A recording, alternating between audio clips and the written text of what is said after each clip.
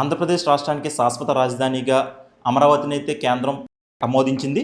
ఈ ఆమోదాన్ని వ్యతిరేకిస్తూ వైఎస్ఆర్ కాంగ్రెస్ పార్టీ అయితే వ్యాఖ్యలు చేస్తుంది. ఇదే విషయంపై ప్రస్తుతం మనతో మాట్లాడడానికి ప్రభుత్వ విప్ నర్సాపురం ఎమ్మెల్యే బొమ్మిడి నాయకర్ మనతో ఉన్నారు. సార్ నమస్తే సార్. సార్ ముందుగా అమరావతిని రాజధానిగా శాశ్వత రాజధానిగా ఆమోదించింది, దీన్ని ఎలా ఫీల్ అవుతున్నారు? ప్రత్యేకంగా ఇట్స్ యూత్ ఛానల్ వారికి మనస్ఫూర్తిగా నేను నమస్కారాలు తెలియజేసుకుంటున్నాను. మరి ఈరోజు చూసుకుంటే కనుక ఏదైతే మరి వైఎస్ఆర్ పార్టీ అపోజ్ చేస్తుందో, మరి 2014, 2019 తెలుగుదేశం పార్టీ ఆ రోజున ముఖ్యమంత్రి చంద్రబాబు నాయుడుగా ఆ రోజున అమరావతి విషయంలో, ఎందుకంటే రాష్ట్రం బైఫర్గేషన్ జరిగినప్పుడు మన ఆంధ్ర రాష్ట్రానికి అమరావతి రాజధానిగా ఆ రోజున ముందుకు రావడం జరిగింది. మరి అలాంటి ఆ రోజు ఉన్న పరిస్థితులు, ఆ రోజు అపోజిషన్ పార్టీ ఉన్న జగన్మోహన్ రెడ్డి కూడా మొదట దాన్ని అంగీకరించడం, మరి తర్వాత ప్రభుత్వం మారడం, మరి 2019, 24లో చూసుకుంటే కనుక మరి ఆ రోజు జగన్మోహన్ రెడ్డి అధికారంలోకి వచ్చినప్పుడు మరి ఏదైతే అమరావతి రాజధానిగా గతంలో మోడీ గారు కూడా శంకుస్థాపన చేశారు. మరి జగన్మోహన్ రెడ్డి అధికారంలోకి వచ్చిన తర్వాత 3 రాజధానులు అని చెప్పి కొత్త విధానం తీసుకురావడం, అంటే దేశంలో ఎక్కడా లేని విధానాన్ని, మనకున్న రాష్ట్రాల్లో కూడా 3 రాజధానులు ఎక్కడా లేదు. క్యాపిటల్ అన్నది ఒకే ఒక రాష్ట్రం, మనకు రాజధాని ఉంటుంది. లేని దాన్ని క్రియేట్ చేసి 3 రాజధానులు అని చెప్పాడు. కొద్దిగా కర్నూలు అని చెప్పడం జ్యుడిషియల్గా, మరి లెజిస్లేటివ్గా విజయవాడ, అదేవిధంగా విశాఖపట్నం ఏమో ఎగ్జిక్యూటివ్గా, అంటే వివిధ రకాలుగా చెప్పి ఏదైతే దక్షిణాఫ్రికాలో ఈ రకమైన విధానం ఉందో అక్కడ అభివృద్ధి చేస్తుందని చెప్పి ఆ రోజు చెప్పి మరి ఆ విధానాన్ని తీసుకొస్తాను జగన్మోహన్ రెడ్డి. మరి ఆంధ్ర రాష్ట్రానికి 5 సంవత్సరాలు కూడా 2019, 24 చూసుకుంటే కనుక రాజధాని లేని రాష్ట్రంలో, అంటే రాష్ట్రంలోనే, దేశంలోనే ఉన్న రాష్ట్రాల్లో రాజధాని లేని రాష్ట్రం ఏదైనా ఉందంటే అది ఆంధ్ర రాష్ట్రం. అంటే ఆ రోజున ముఖ్యమంత్రిగా జగన్మోహన్ రెడ్డిని ముఖ్యమంత్రిగా చేసినందుకు ఆ రోజు అక్కడ ఉన్న రాష్ట్ర ప్రజలందరూ చేసిన దౌర్భాగ్యంగా మీ సందర్భంగా మేము తెలియజేస్తున్నాం.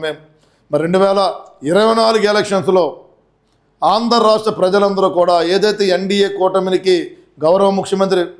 గౌరవనీయులు ముఖ్యమంత్రిగా చంద్రబాబు నాయుడు గారిని, అదేవిధంగా గౌరవనీయులు పవన్ కళ్యాణ్ గారిని ఉప ముఖ్యమంత్రిగా ఈ ఆంధ్ర రాష్ట్ర ప్రజలందరూ అవకాశం, ఈ కూటమి ప్రభుత్వానికి 97% స్ట్రైక్ రేట్తో అవకాశం కల్పించడం జరిగింది. మరి ఏదైతే ఈ అమరావతి విషయంలో, అమరావతి రాజధాని విషయంలో మా ఎన్డీఏ కూటమి ద్వారా ఏదైతే మరి గౌరవనీయులు భారత ప్రధాని మోడీ గారి ఆశీస్సులు, కేంద్రం ఆశీస్సులతో ఈ ప్రతిపాదనని ఆమోదించినప్పుడు జగన్మోహన్ రెడ్డి ప్రభుత్వం మరి వారు చేస్తున్న మాటలు కూడా మనం చూస్తాం. నేను ప్రెస్ మీట్ పెట్టి జగన్మోహన్ రెడ్డి మాట్లాడుతాం. మరి ఏదైతే అమరావతి శాశ్వత రాజధానిగా ఆంధ్ర రాష్ట్ర ప్రజలు కోరుకుంటున్నారు, ఎందుకంటే రైతుల కష్టమే రాజధాని ఇది. దాదాపు 29,000 మంది రైతులు రైతుల్ని వాళ్ళ యొక్క పొలాల్ని ఈ రాజధాని పన్నంగా పెట్టి మరి ఆ రోజు ఇవ్వడం, మరి రైతుల యొక్క వారి యొక్క కష్టంతో ఆంధ్ర రాష్ట్ర ప్రజలు కోరుకున్న రాజధాని అమరావతి రాజధాని.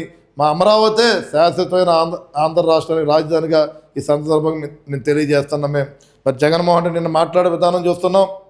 మరి గతంలోనేమో ఆ రోజు మాట్లాడినప్పుడేమో 3 రాజధానులు అని చెప్పాడు.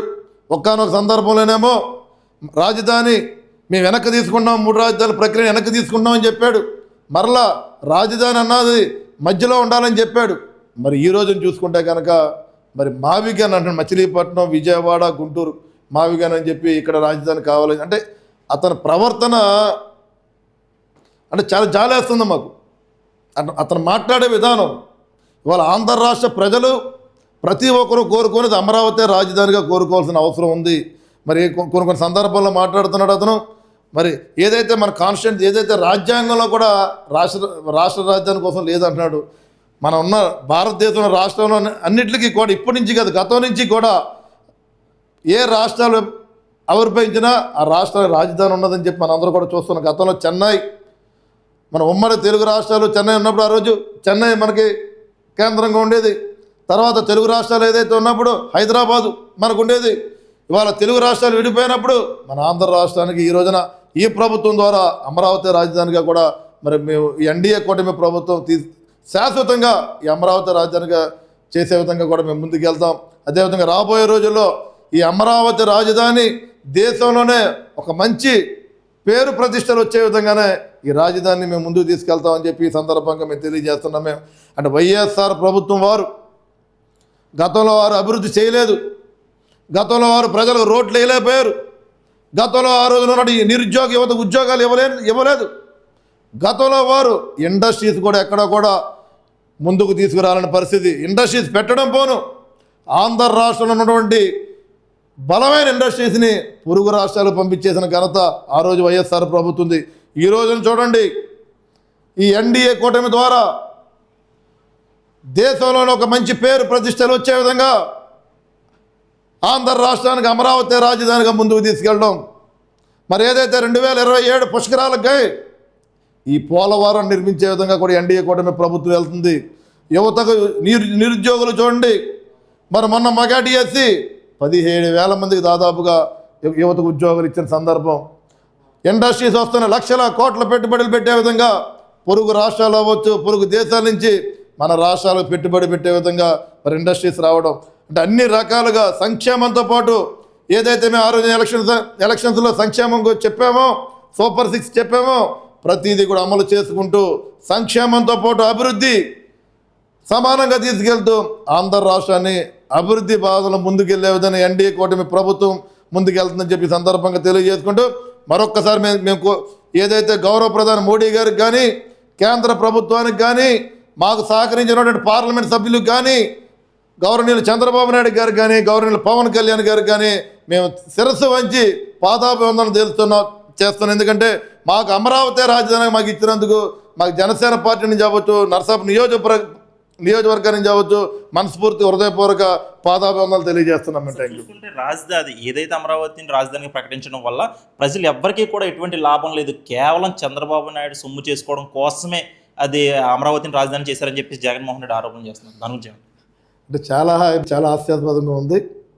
ఇప్పుడు జగన్మోహన్ రెడ్డి గారు ఆ మాట అనుకుంటే మరి నువ్వు కూడా కోట్లాది రూపాయలు ఢిల్లీ అక్కడే కట్టుకున్నావు కదా. నువ్వు ఒక సీఎంగా ఉన్నప్పుడు నువ్వు ఆల్రెడీ ఆ రోజు ముఖ్యమంత్రిగా ఉండి ప్రజల్లోకి ఏ రోజు వచ్చిన సందర్భం లేదు జగన్మోహన్ రెడ్డి గారు. మీరు ఆ రోజు 4 గోళ్ల మధ్య నుండి మీరు పూర్తిగా యంత్రాంగాన్ని ఆ రోజు ముఖ్యమంత్రిగా పనిచేసిన తీరు అంటే వర్క్ ఫ్రమ్ హోమ్ సీఎంగా రోజు నువ్వు పనిచేశారు మీరు. ఈ రోజున ఈ ప్రభుత్వం అలా కాదు. ఇవాళ ఈ ఎన్డీఏ కూటమి ద్వారా అటు గుంటూరు కానీ, అదేవిధంగా విజయవాడ కానీ, చుట్టూ ఉన్న ప్రాంతాలన్నీ కూడా అభివృద్ధి పథంలో ముందుకెళ్తాయి. మరి అన్నీ కూడా దాని ద్వారా ఏదైతే విశాఖపట్నం ఉందో, విశాఖపట్నం కూడా చూడండి, మరి లోకేష్ గారు కానీ ఏదైతే గూగుల్ ఉందో, అదేవిధంగా లేకపోతే ఆర్టిఫిషియల్ ఇంటెలిజెన్స్ ఉందో దాని కానీ యువతకి సాఫ్ట్వేర్ ఉద్యోగాలు అవ్వచ్చు, లేకపోతే వివిధ రకాల ఉద్యోగాలు వచ్చే విధంగా విశాఖపట్నాన్ని అభివృద్ధి చేస్తున్నాం. అది ఏదైతే ఉత్తరాంధ్ర ఉందో అక్కడ ఇండస్ట్రియల్ హబ్గా అక్కడ ఇండస్ట్రీస్ వచ్చే విధంగా అక్కడ మేము డెవలప్మెంట్ చేస్తున్నాం. మరి రాయలసీమ చూసుకుంటే కానీ అక్కడ కూడా గతంలో త్రాగునీరు లేకపోతే మరి అక్కడ ఉన్నటువంటి గ్రామాలు కూడా ఇవాళ మరి సస్యశ్యామలంగా ప్రతి గ్రామాలు కూడా త్రాగునీరు వచ్చే విధంగా మేము చేస్తున్నాం. మరి కర్నూలు కూడా చూసుకుంటే కనుక జ్యుడిషియల్గా మేము అక్కడ డెవలప్మెంట్ చేసే విధంగా అక్కడ కూడా హైకోర్టు కూడా అక్కడ వచ్చే విధంగా కూడా మేము రాబోయే రోజుల్లో మేము అందరూ ఈ ఎన్డీఏ కూటమి ప్రభుత్వం ముందుకెళ్తుంది. అంటే ప్రాంతాలన్నీ కూడా అందరినీ కూడా ఆంధ్ర రాష్ట్రాన్ని అభివృద్ధి చేసే విధంగా అక్కడ ఉన్న ప్రాంతాలను బట్టి అక్కడ ఉన్నటువంటి వనరులను బట్టి అక్కడ అభివృద్ధి చేసే విధంగా కూడా మా కూటమి ప్రభుత్వం ముందుకెళ్తుందని చెప్పి ఈ సందర్భం తెలియజేస్తున్నాను. చివరిగా మొన్న సీతారామపురంలో వైఎస్ఆర్ విగ్రహాన్ని ధ్వంసం చేశారు. అది కేవలం చేసింది కూటమి నాయకులే. మతాల మధ్య అదేవిధంగా రాజకీయ పార్టీల మధ్య చిచ్చు పెట్టడానికి ఇటువంటి వీటికి పాల్పడుతున్నారని చెప్పేసి చాలామంది నాయకులు కూడా ఆరోపిస్తున్నారు. దీని గురించి ఇప్పుడు మీడియా సోదరులు మీరు మంచి ప్రశ్న అడిగారు. మీరు అంటే వైఎస్ఆర్ ప్రభుత్వం గతంలో కూడా చూసాం, ఆ రోజు అధికారులు ఉన్నప్పుడు కూడా విధ్వంసం గుర్తొస్తే మనకు వైఎస్ జగన్మోహన్ రెడ్డి గుర్తొస్తాడు, లేకపోతే వైఎస్ పార్టీ గుర్తొస్తుంది. విధ్వంసం అంటే ఈరోజు ఆ విధ్వంసం నుంచి వికాసం వైపు ఈ కూటమి ప్రభుత్వం ప్రయాణం చేస్తుంది.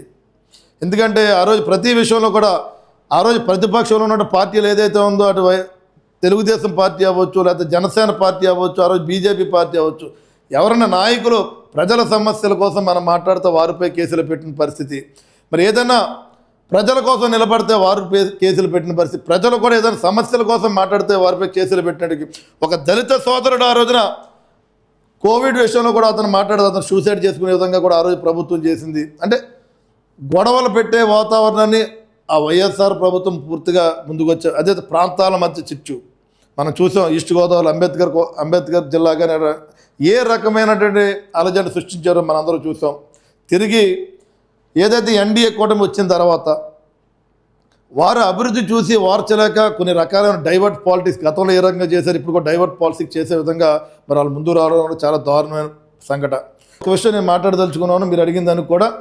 మరి ఏదైతే నరసాపురం నియోజకవర్గంలో సీతారాంపురం గ్రామంలో మరి రాజశేఖర రెడ్డి గారి యొక్క విగ్రహం ఉంది, ఆ విగ్రహాన్ని మొన్న నైట్ కొంతమంది ఎవరో రాజశేఖర రెడ్డి గారి యొక్క విగ్రహం యొక్క చేతిని ఎరగొట్టడం జరిగింది. మరి తర్వాత రోజునే మరి వైఎస్ఆర్ నాయకులు అందరూ కూడా మరి అక్కడ మీటింగ్ ఏర్పాటు చేసి ధర్నా చేసి వాళ్ళందరూ ప్రెస్ మీట్ ఇవ్వడం మేము చూసాం. మేము అంటే వాళ్ళు ఏమంటున్నారు, మీరు ఎవరైతే దీనికి నిందితులు ఉన్నారో వాళ్ళని నిందితులను పట్టుకొని మీరు 10 రోజులు అరెస్ట్ చేయాలి, లేని పక్షంలో మేము ఏదైనా యాక్షన్ తీసుకుంటాం అని చెప్పి రాష్ట్ర వ్యాప్తంగా కూడా మేము ఆందోళన చేస్తామని చెప్పడం జరిగింది. అన్నీ బాగానే ఉన్నాయి. తీరా పోలీస్ ఇన్వెస్టిగేట్ చేశారు దాన్ని. తీరా చేసిన తర్వాత ఏదైతే అక్కడ ఒక స్కూల్ ఉంది, ఆ స్కూలుకు సంబంధించిన కుర్రోళ్ళు వాళ్ళు నైట్ 1 గంటన్నరకు వచ్చి నిక్కర్లు వేసుకుని ఒక కుర్రోడు షర్ట్ లేకుండా దాంట్లో ఏదైతే జై శ్రీరామ్ జెండా పట్టుకుని ఆ రాజశేఖర రెడ్డి యొక్క విగ్రహాన్ని చేతి ఎరగొట్టి లేదా మాట్లాడుకుంటూ వెళ్ళిపోవడం పట్ల వీడియోస్ సీసీ ఫుటేజ్లో దొరకడం జరిగింది. అంటే వాళ్ళ ఇంటెన్షన్ చూడండి. అంటే వాళ్ళ వైఎస్ఆర్ యొక్క వాళ్ళ ఇంటెన్షన్ ఏ రకంగా ఉందంటే మతాల మధ్య చిచ్చు పెట్టే విధంగా కూడా ముందుకు రావడం. వాళ్ళ ఇంటెన్షన్ ఏదైనా చెయ్యాలనుకున్నాడు చెయ్యాలి. మరి జై శ్రీరామ్ జెండా పట్టుకుని రేపొద్దున్న ఎవరిని బ్లేమ్ చేయాలన్న ఆలోచనతోటి నిజంగా అదే వాళ్ళు ట్రేస్ అవ్వారు. ట్రేస్ అవ్వకపోతే ఇక్కడ కుల మతాల మధ్య గొడవలు వచ్చే పరిస్థితి వచ్చేది కదా. అంటే వాళ్ళ విధానం ఎలా ఉందంటే వైఎస్ఆర్ వాళ్ళ విధానం పూర్తిగా మతాలు రెచ్చగొట్టే ధోరణిలో వాళ్ళు వెళ్తున్నారు. దీన్ని మేము సహించు, ఎన్డీఏ కూటమి ప్రభుత్వం ఎక్కడా కూడా సహించదు. చట్టం ఏదైతే ఉందో చట్టం తన పని తను చేసుకుంటూ ఉంటుంది. దీనికి ఎవరైతే బాధ్యులు ఉన్నారో వాళ్ళు కూడా ఆ స్కూల్ యజమానులను కూడా గట్టిగా మందలించడం జరిగింది. పోలీసు ఏదైనా అవసరమైతే కనుక వాళ్ళ మీద కేసులు పెడతారు. నేను ఒకటే, ఏదైతే వైఎస్ఆర్ నాయకులు మీరు వచ్చి ఆ రోజు మాట్లాడారో మీరు మరి ఇప్పుడు ఏ రకమైన సమాధానం చెప్తున్నారు, మీరు ఇప్పుడు ఏ రకంగా స్పందిస్తున్నారు, మీరు ఎక్కడ మాట్లాడతలేదా, మీరు వచ్చి మాట్లాడాలి కదా. మనం ఏ రకంగా మాట్లాడారో మీరు అదే విధంగా మాట్లాడాలి కదా. మరి ఇప్పుడు ఎవరు వాయిస్ లేదు. మీరు అంటే వాళ్ళు ఏ రకంగా ఉన్నారో కూడా ఆలోచన చేసుకోవాలి ప్రజలందరూ కూడా. మేము ఇక్కడ ఈ సమాజంలో ఈ ఎన్డీఏ కూటమి ద్వారా భారతదేశంలో కానీ ఆంధ్ర రాష్ట్రంలో కానీ కుల మతాలకు అతీతంగానే కూటమి ప్రభుత్వం వెళ్తుంది. ప్రతి ఒక్కరిని కలుపుకునే విధంగానే ఎన్డీఏ కూటమి ప్రభుత్వం ముందుకెళ్తుందని చెప్పి ఈ సందర్భంగా మీ ద్వారా ప్రజలందరూ తెలియజేస్తున్నాను. ఇది ఎమ్మెల్యే గారు చెప్తుంది. ఇక్కడ ఏదైతే అమరావతి రాజధాని ఉందో అదంతా కూడా ఆంధ్ర రాష్ట్రానికి ఒక మంచి పేరు తీసుకురావడానికి, అదేవిధంగా యువతకు ఉద్యోగ అవకాశాలు ప్రజలకు కూడా మేలు చేసే విధంగా ఉంటుంది. ఏదైతే జగన్మోహన్ రెడ్డి అమరావతి రాజధాని వద్దని చెప్తున్నారో అదంతా కూడా ఆయనకు స్థితిమతం లేక అటువంటి మాటలు చెప్తున్నారు తప్ప అదంతా కూడా ఆయన అనుకున్నది అయితే జరగదని చెప్తున్నారు. అదేవిధంగా సీతారాంపురంలో జరిగిన ఏదైతే విగ్రహం ధ్వంసం ఉందో అది వెనకాల ఎవరున్నా సరే ఎవరిని కూడా మేము వదిలిపెట్టేది లేదు, వారి మీద తగిన చర్యలు తీసుకుంటామని చెప్పేసి ఎమ్మెల్యే నాయకర్ చెప్తున్నారు. ఇది ఇక్కడ తాజా పరిస్థితి. వీడియో జర్నలిస్ట్ ఆదితో సాయిరామ్, ఇట్స్ టీవీ, నర్సాపురం.